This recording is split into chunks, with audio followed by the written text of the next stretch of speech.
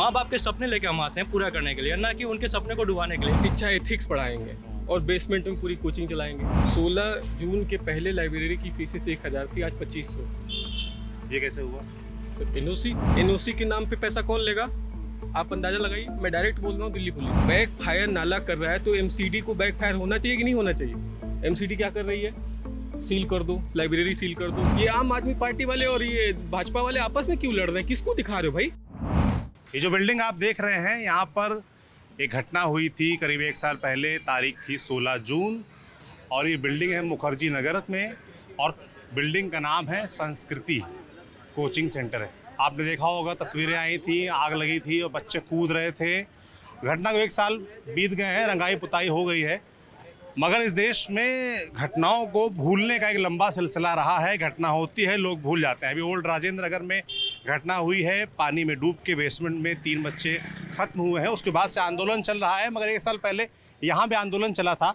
तो कुछ बच्चे उनसे समझेंगे, बात करेंगे कि इस घटना के बाद क्या कुछ हुआ इस क्षेत्र में, क्या फायर को लेकर, आग लगने को लेकर जो व्यवस्थाएं होनी चाहिए यहाँ की बिल्डिंगों में मुखर्जी नगर में, वो हुई कि नहीं हुई, कि या सिर्फ सारी कवायद जब घटना हुई वहीं तक या उसके चंद महीनों तक सीमित रही। कुछ छात्र हमारे साथ तैयारी करने वाले हैं। क्या नाम है आपका? गिरधर जी। कब से तैयारी कर रहे हैं गिरधर? अभी 3-4 साल हुआ। 3-4 साल हो गए।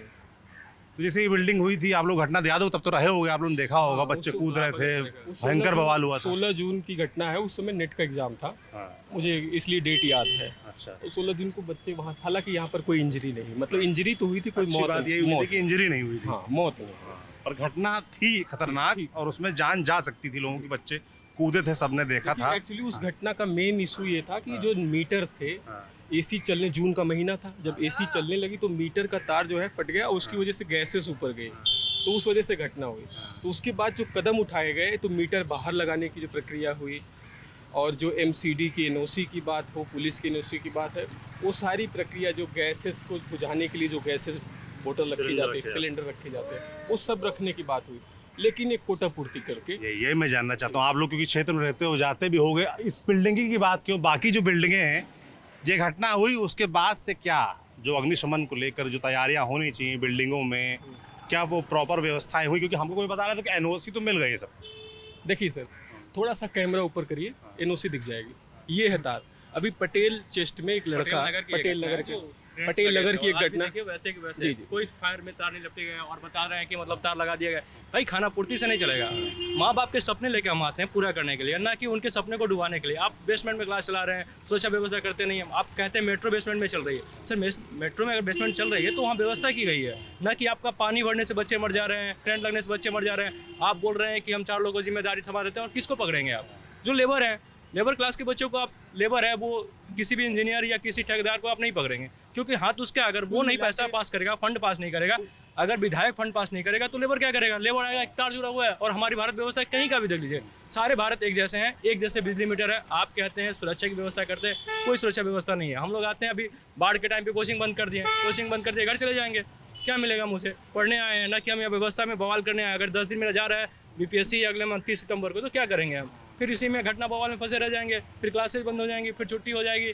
प्रक्रिया यही चलती रहेगी। और किसी को अभी 4 लोग को गिरफ्तार किया गया है, वो भी आप लेबर क्लास को गिरफ्तार कर रहे हैं, किसी बड़े आदमी को तो बता नहीं रहे हैं आप। बस यही है। ये तो घटना हो गई। मैं जानना चाहता हूँ, इस घटना के बाद जो अग्निशमन की बात कर रहा था, क्या इस इलाके में सख्ती हुई, लोगों ने लगाया, व्यवस्थाएं हुई? सख्ती ये होती है, आज देखिए पूरा मुखर्जी नगर खाली, पहली सख्ती इनकी लाइब्रेरी पे होती है, और उसकी मार कौन झेलता है? 16 जून के पहले लाइब्रेरी की फीस 1000 थी, आज 2500। ये कैसे हुआ? सर, एनओसी व्यवस्था वैसी ही चलेगी। एनओसी के नाम पे पैसा कौन लेगा? आप अंदाजा लगाइए। मैं डायरेक्ट बोल रहा हूँ, दिल्ली पुलिस, एमसीडी, ये पूरे भ्रष्ट है। इन लोगों के ऊपर सख्त कार्रवाई होनी चाहिए। और दूसरी बात, जब सीट वही है, एसी उतना ही चल रहा है, 2500 कैसे हो गया? और फीस कोचिंग की एनओसी 17 जून की सबकी देख लीजिए, पिछले साल की फीस, इस बार 2.5-3 लाख रुपए। आप कह रहे हैं एनओसी के बदले जो उगाही होती है, जो पैसा देना पड़ता है लाइब्रेरी वालों को, वो फिर फीस बढ़ा के आप लोगों से वसूला जाता है, इसलिए महंगाई बढ़ जाती है।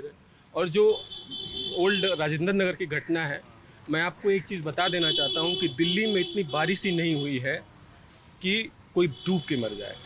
और ये जो नाला है, ये नाला बैक फायर पिछली बार मुखर्जी नगर में भी कर रहा था। मुखर्जी नगर में बेसमेंट क्लासेस चली थी। ये मुखर्जी नगर का कौन सी बिल्डिंग है भाई, उसका नाम? विराट भवन की जो गैलरी है उसमें एक ऐसा वो है सीवर का लाइन, वो भी बैकफायर कर रहा था, वहीं नीचे कोचिंग चल रही है, यहाँ भी घटनाएं हो सकती है। बैकफायर नाला कर रहा है तो एमसीडी को बैकफायर होना चाहिए कि नहीं होना चाहिए? एमसीडी क्या कर रही है? सील कर दो, लाइब्रेरी सील कर दो, कोचिंग से बीच का रास्ता देखिए, जो भी पंपलेट बांटने वाले लोग हैं उनका रोजगार क्या? जो बच्चे पढ़ रहे हैं, जो एक कमरे में 3-4 लोग रह रहे हैं, लाइब्रेरी में पढ़ रहे हैं, उनका क्या आपने जिम्मेदारी पूर्वक कार्य किया? सवाल तो ये भी उठता है ना। सबका हित हो और आप भ्रष्ट करके सख्त कार्रवाई करेंगे, क्या नजीर बनेगी भाई? आपने कहा कि भाई अभी बारिश इतनी नहीं हुई है इस बार दिल्ली में कि बाढ़ जैसी स्थिति आए या कोई डूब के मर जाए, है ना? तो ऐसा होता है, देखा जाता है। जो जिम्मेदारी जो तरीका है वो ये है कि बारिश आ रही तो उससे पहले नालों की सफाई, नालियों की सफाई, और इस तरह की स्थितियाँ ना आए कि पानी बढ़े, ओवरफ्लो हो। तो उसके लिए क्या कुछ इलाके में, क्षेत्र में एमसीडी की तरफ से कुछ होता है? देखिए सर, मैं बता रहा हूँ, सबसे बड़ी बात यह है कि जो नाला है उसमें इतने गाद भर गए, उसके कैचमेंट एरिया बहुत घट गया है, पानी जो भरना, और वो ये रोड है, इस पे जितने सीवर लाइन लगे हैं सारे बैकफायर कर रहे थे पिछली बार। पानी भरता है यहाँ भी? पानी भरता है। अब मैं जहाँ रहता हूँ, आप ये पूरा जो अग्रवाल से लगाकर चावला तक का रोड पूरा भर जाता सिर्फ 2 घंटे की बारिश में। न तो कोई इनका कोई वैकल्पिक व्यवस्था भी नहीं है। और दूसरी बात, ये लोग सख्त कार्रवाई के नाम पर कोचिंग पे कार्रवाई करेंगे, लाइब्रेरीज पे कार्रवाई करेंगे, उसका अंतिम जो भुगतान है वो छात्र करता है, वो परिवार करते हैं। ये भ्रष्ट तरीके से जो जिम्मेदार किसको मानते हैं? जैसे ओल्ड राजेंद्र नगर वाली घटना हुई, या जब यहाँ आग लगी थी, है ना, ये अव्यवस्थाएं जो रहती हैं, इसके लिए जिम्मेदार कोचिंग वालों को जिम्मेदार मानते हैं, या जो लोकेलिटी यहाँ पे जो पीजी चला रहे हैं, जो धंधा कर रहे हैं, उनको जिम्मेदार मानते हैं, अथॉरिटीज़ को जिम्मेदार मानते हैं, या सरकार को? मैं क्रमिक जो शिक्षा दे रहे हैं, शिक्षा एथिक्स पढ़ाएंगे और बेसमेंट में पूरी कोचिंग चलाएंगे और राजनीति पे वक्तव्य देंगे, विभिन्न चैनलों को पीआर टीम के रूप में रखें, आप जान रहे हैं, और वो ज्ञान देंगे। और उनकी कोचिंग कहाँ चल रही है? बेसमेंट में। उनकी कोचिंग कहाँ चल रही है? बेसमेंट में। पूरी बेसमेंट में क्लास चलती है और पढ़ाएंगे एथिक्स। पहली जिम्मेदारी उनकी है। आप जब भ्रष्ट हो तो आप भ्रष्ट अधिकारी ही पैदा करोगे। दूसरी बात, जिम्मेदारी एमसीडी की है। तीसरी राज्य सरकार की। और दिल्ली और ये आम आदमी पार्टी वाले और ये भाजपा वाले आपस में क्यों लड़ रहे हैं? किसको दिखा रहे हो भाई?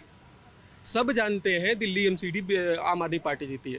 दिल्ली पुलिस किसके पास है कौन नहीं जानता है। लेकिन आप क्या कर रहे हो? भ्रष्ट अधिकारियों की फौज रखे हो। और जो ये, अब मैं क्या कहूँ, किसी टीचर का नाम नहीं लेना चाहता हूँ, जो अपनी साख को इतना यूट्यूब पे बढ़ा के रखे हैं, ऑनलाइन इतना बढ़ा के रखे हैं, उसमें मार्केटिंग कर रहे हैं, ऑनलाइन बच्चों को बुलाएंगे। इनका क्या है? इनको तो नहीं डूबना है, इनको एडवर्टाइजमेंट पे खर्च करना है, अपनी कोचिंग के सामने ही धरना करवाना है। क्यों करवाना है भाई? जनता के जो इसके मुद्दे हैं, स्टूडेंट छात्र के मुद्दे जस के तस रहेंगे। मैं आपको बता रहा हूँ क्या बड़े मुद्दे क्या हैं छात्रों के बड़े मुद्दे ये हैं, जब आप मुद्दे हैं क्या? उनको जाने, यही तो कोई नहीं पता करता भाई मुद्दे है क्या? बाप मारी जाओ, बाप मार, यही मुद्दा। हमें बचाओ, हमें बचाओ, और किसी को ना बचाओ। हाँ, हमें बचाओ जी, हम एक्टर, हम सारा कुछ, हमें बचाओ बस। तो जो ये देखिए, मैं आपको बता रहा हूँ, पहला मुद्दा ये है कि यहाँ के जो लोकल लोग हैं उनको, उनकी यूनिटी है। अगर कोई सांसद विधायक आता है, सबसे पहले उनके फेवर में खड़ा होता है, छात्रों के हित के फेवर में नहीं खड़ा होता है। पिछली बार जो घटना हुई थी, वो पूरे लोकल एरिया कम्युनिटी उसको बचाने के चक्कर में पड़ जाते हैं कि यहाँ का रेंट ना कम हो, वो ना कम हो। और दूसरी बात जो है, फीस कम होनी चाहिए। बच्चों का एकोमोडेशन बहुत महंगा है भाई साहब, 25-30-40 हज़ार रुपये। कैसे कमरे हैं भाई साहब? वॉशरूम से छोटे कमरे हैं। और उनके लिए लाइब्रेरी ज़रूरी है कि नहीं? आप भी तो छात्र ही रहे थे हमारे हिसाब से। आप अगर आपके पास रहने की व्यवस्था नहीं है तो लाइब्रेरी बंद करने क्या है भाई? कोई सख्त कार्रवाई लाइब्रेरी पर उठेगी और लाइब्रेरी वाले एनओसी के नाम पे बच्चों को चूसेंगे। क्या चल रहा है ये सब? दुनिया में हर चीज जरूरी है ना। और इन लोग जो ये इनकी स्थिति है, जो पंपलेट वाले हैं, दिखाइए उनको पंपलेट हाथ में लिए, इनके रोजगार छीन गए हैं। इनको गुस्सा जायज है, इनको 300 से 400 रुपये मिलता है। लेकिन सवाल जो है बाढ़ और दिल्ली पुलिस और एमसीडी, ये लोग बहुत करप्ट है, बहुत ज़्यादा करप्ट है। और बड़े कोचिंग संस्थान ने जिस तरीके से बेतहाशा फीस बढ़ाई है, बेतहाशा। ये है भैया यहाँ का हाल। ये संस्कृति कोचिंग है, यहीं आग लगी थी और उसके बाद जो चीज़ें व्यवस्थाएं होनी चाहिए थी, यहाँ के छात्रों का आरोप है कि उस तरह की व्यवस्थाएं नहीं हुई। एनओसी दी गई पर एनओसी के बदले उगाही हुई, ऐसे आरोप है। और उसके बाद जो फीस बढ़ी उसका भार छात्रों को उठाना पड़ा। तो ये है कहानी। ऐसी और कहानियाँ मुखर्जी नगर से हम लगातार आपको छात्रों की जो दिक्कतें परेशानियाँ बताते रहेंगे। आप देखते रहिए TV9 डिजिटल। शुक्रिया।